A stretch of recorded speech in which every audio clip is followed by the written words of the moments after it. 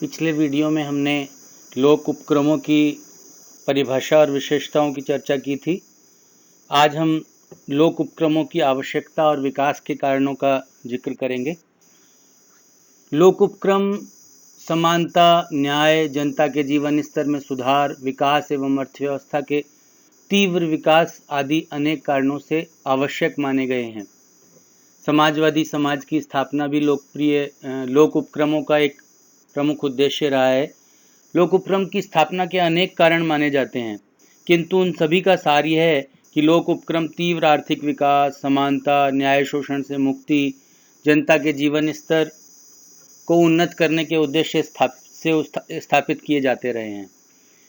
पंडित नेहरू ने लोक उपक्रमों की आवश्यकता के संदर्भ में कहा था, निजी उद्योग एक अच्छी चीज़ है, लेकिन 19वीं शताब्दी के निजी उद्योग समाप्त हो चुके हैं या इन्हें समाप्त हो जाना चाहिए।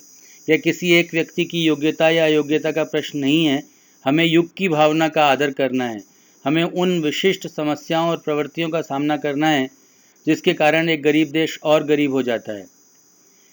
श्रीमती इंदिरा गांधी ने लिखा कि हम 3 कारणों से सार्वजनिक क्षेत्र का समर्थन करते हैं: अर्थव्यवस्था की ऊंचाइयों पर नियंत्रण प्राप्त करने के लिए, सामाजिक लाभ अथवा बुनियादी महत्व के कार्यक्रमों को बढ़ावा देने के लिए तथा व्यापारिक अतिरेक पैदा करने के लिए, जिससे आर्थिक विकास और ज़्यादा बढ़ सके। लोक उपक्रमों की स्थापना के बहुत सारे कारण हैं, जिनमें से कुछ प्रमुख कारणों की हम चर्चा करें। नंबर 1, जन उपयोगी सेवाएं प्रदान करना। शिक्षा, चिकित्सा, पानी, बिजली, यातायात आदि प्रमुख जनोपयोगी सेवाएं हैं जिनमें निजी क्षेत्र लाभ की न्यूनता या नगण्य होने के कारण निवेश नहीं करना चाहता है। अतः लोक कल्याण के दृष्टिकोण से सरकारें लोक उपक्रम स्थापित करती हैं। सामान्य रूप से इन सेवाओं में लाभ की संभावना नगण्य रहती है, इसलिए सरकार को ही इन्हें स्थापित करने होते हैं और लोक कल्याण की दृष्टि से जनता को ये सुविधाएं उपलब्ध करवाई जाती हैं। दूसरा, समाजवादी समाज की स्थापना की बात। स्पष्ट है कि दुनिया में लगभग सभी देशों ने अपने नियोजन में समाजवादी समाज की स्थापना को प्रमुख लक्ष्य बनाया है। सभी आर्थिक असमानता, अन्याय, शोषण व आर्थिक केंद्रीकरण से मुक्ति चाहते हैं। तो इसीलिए लोक उपक्रमों की स्थापना से ही समाजवादी समाज की स्थापना मानी जाती है।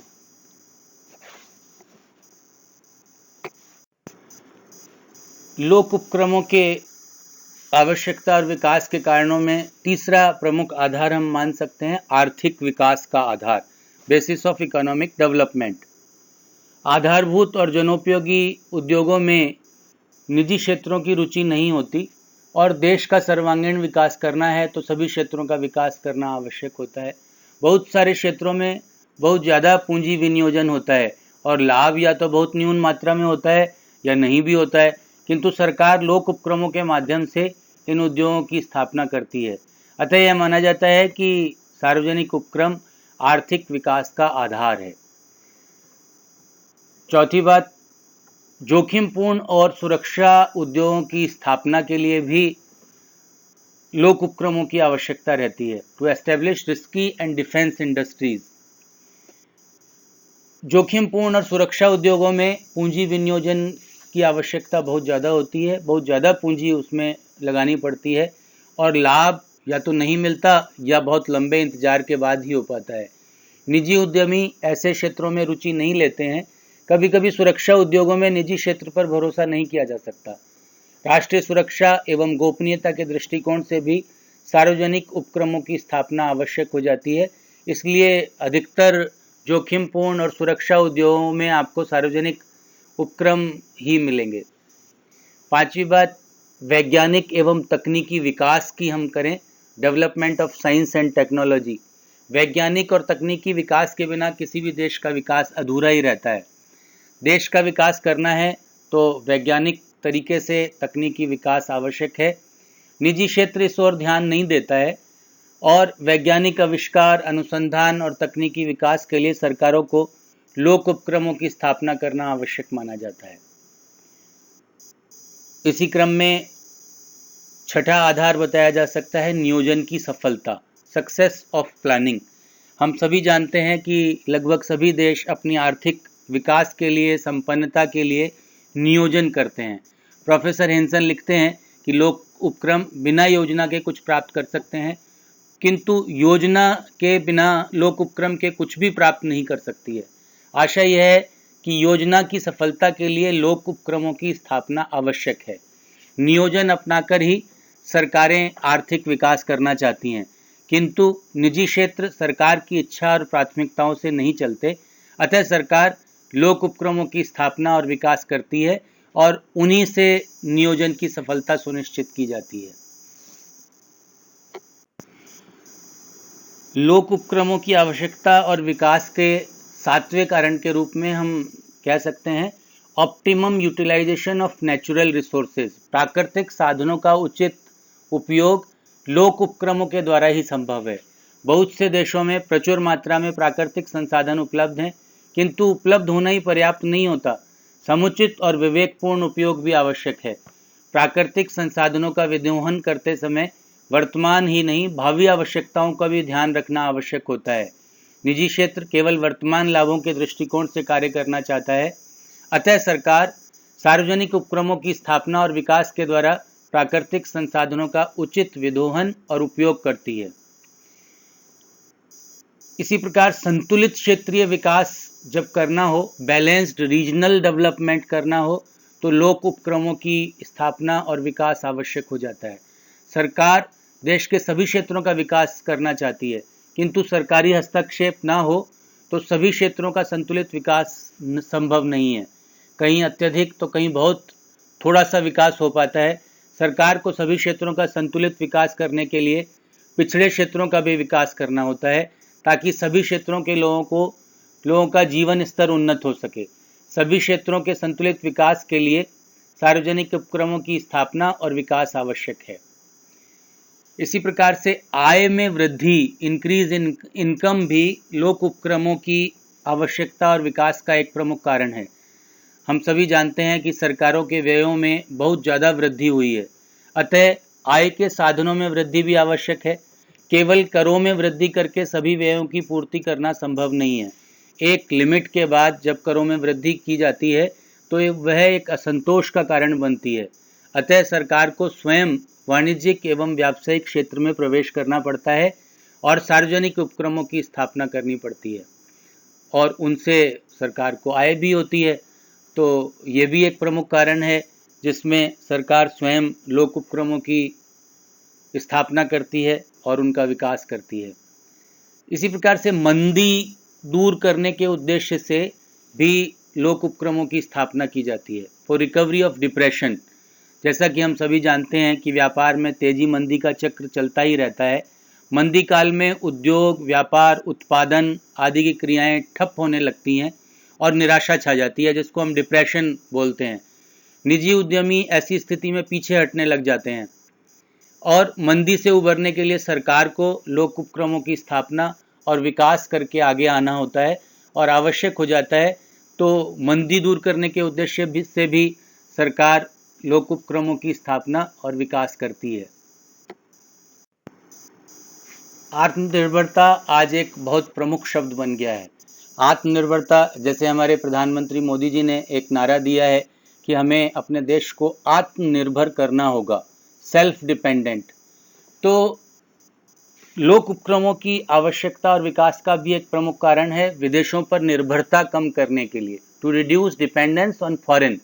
बहुत सारी चीज़ें हम देश में कर पाते हैं और जो नहीं कर पाते हैं उसके लिए हमें विदेशों पर निर्भर रहना पड़ता है। लेकिन आत्मनिर्भरता आज की एक प्रमुख आवश्यकता है।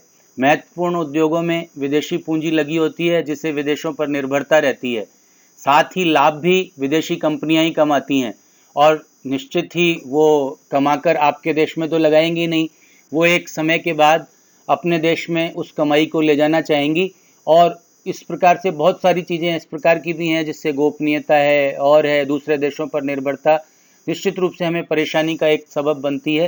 राष्ट्रीयता की भावना का विकास करने के लिए, स्वदेशी की योग्यता के लिए, साहस को प्रोत्साहन करने के लिए देने के लिए सरकार कुछ क्षेत्रों में उद्योगों पर नियंत्रण कर लेती है और सार्वजनिक उपक्रमों की स्थापना और विकास आवश्यक हो जाता है। और जब इस प्रकार से लोक उपक्रमों की, सार्वजनिक उपक्रमों की स्थापना की जाती है तो उस क्षेत्र में देश बहुत हद तक आत्मनिर्भर हो सकता है। इसी प्रकार से रोजगार प्रदान करना सरकार का एक प्रमुख कारण है। तो एम्प्लॉयमेंट जनरेशन के लिए भी लोक उपक्रमों की आवश्यकता और विकास बहुत जरूरी होता है। लोक कल्याणकारी राज्यों का प्रमुख दायित्व है कि वे रोजगार प्रदान करें, लोगों की अधिक से अधिक बेरोजगारी दूर करें।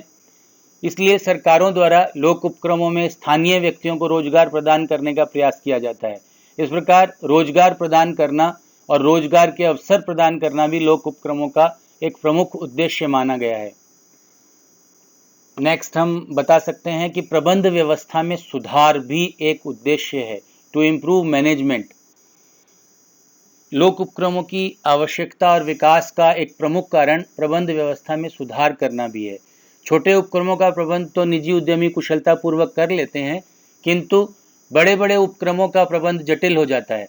प्रबंध की अकुशलता से राष्ट्रीय संसाधनों का अपव्यय होता है। अतः सरकार बड़े बड़े उद्योगों का प्रबंध अपने स्वयं के नियंत्रण में लेकर उपक्रमों का विकास करती है।